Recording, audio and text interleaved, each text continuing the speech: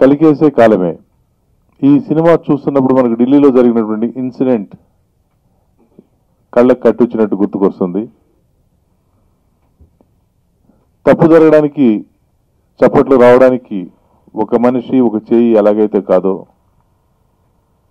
అక్కడ సందర్భాన్ని ప్రేరేపించడం ఎంత తప్పు, ఆ సందర్భంలో ఉన్న కురవాడిది కూడా అంతే తప్పు అని చెప్పడానికి ప్రయత్నించారు నాగా గారు.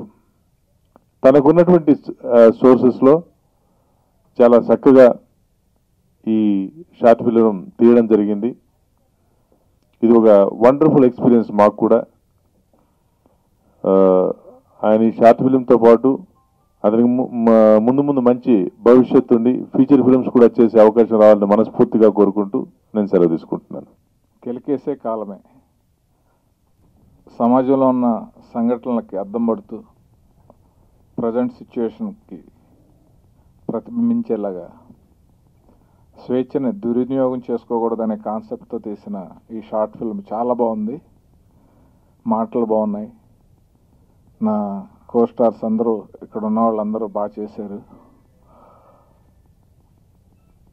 నాగ్ శ్రీనివాస్ మిత్తిపాడు అంటే మా ఊరు పక్కన.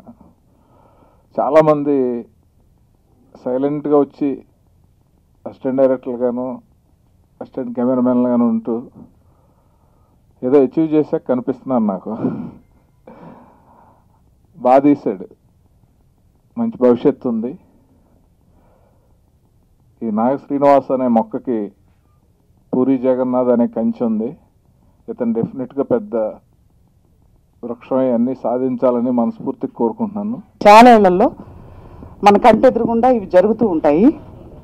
మనం ఏం పట్టించుకోము, కొన్నిటికి మనకు తెలియకుండా మనమే కన్విన్స్ అయిపోతాము. మేబీ పెరిగిన వాతావరణం కావచ్చు, మనం అన్ని ఫస్ట్ నుంచి మనం ఒప్పుకుంటూ వచ్చేస్తాం అనుకోకుండా. ఇలాంటి షార్ట్ ఫిల్మ్స్ వల్ల ఒకసారి మనకు తెలిసిన విషయాన్ని అండర్లైన్ చేసి ఇంకోసారి ఆలోచించే విధంగా చేసిన ఈ షార్ట్ ఫిలిం, ఇలాంటివి షార్ట్ ఫిలిమ్స్ కాకుండా ఫీచర్ ఫిలిమ్స్ కూడా తీసి ఇంకా ఆయన ప్రతిభను చాటుకొని ఆయనలో ఉన్న ఆలోచనని, ఆ మానవత్వానికి సంబంధించిన పాయింట్స్ని టచ్ చేసిన వ్యాస్ గారిని మనస్ఫూర్తిగా అభినందిస్తున్నాను. ఇందులో నటించడానికి నాకు అవకాశం ఇచ్చినందుకు కూడా ఆయనకు థ్యాంక్స్ అండి. షార్ట్ ఫిలం అనే దానికంటే దీంతో నా ఫ్యూచర్ ఏంటి అని గుర్తు చేసిన నాగసూర్య గారికి, అందులో ఈ కాలంలో ఈ ఒకింట్లోనే జరుగుతుంది అనుకునేది తప్పు.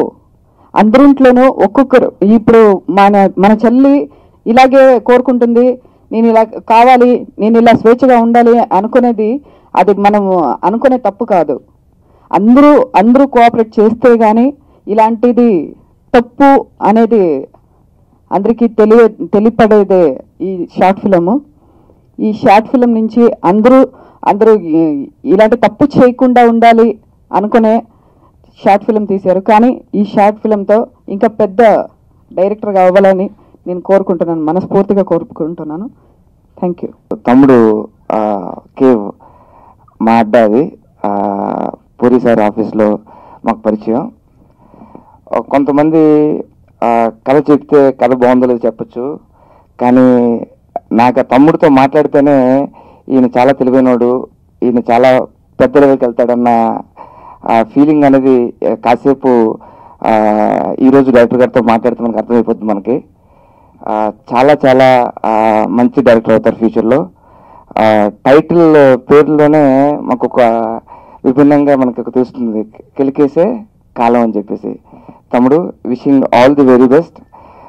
మీరు చాలా చాలా మంచి సినిమాలు, మరెన్నో సినిమాలు, పెద్ద పెద్ద సినిమాలు తీయాలని కోరుకుంటున్నాను. అలాగే నాకు కూడా మంచి వేషం ఇవ్వాలని కోరుకుంటున్నాను. ఒక 5 నిమిషాల్లో మొత్తం ఏవైతే చెప్పాలనుకుంటున్నా 5 నిమిషాల్లో చెప్పడం చాలా చాలా కష్టం అండి. నా ఉద్దేశం ప్రకారం అయితే ఒక పెద్ద సినిమా తీయడం కన్నా ఒక చిన్న సినిమాలో మనం ఏవైతే అనుకున్నామో చెప్పడం చాలా చాలా కష్టం.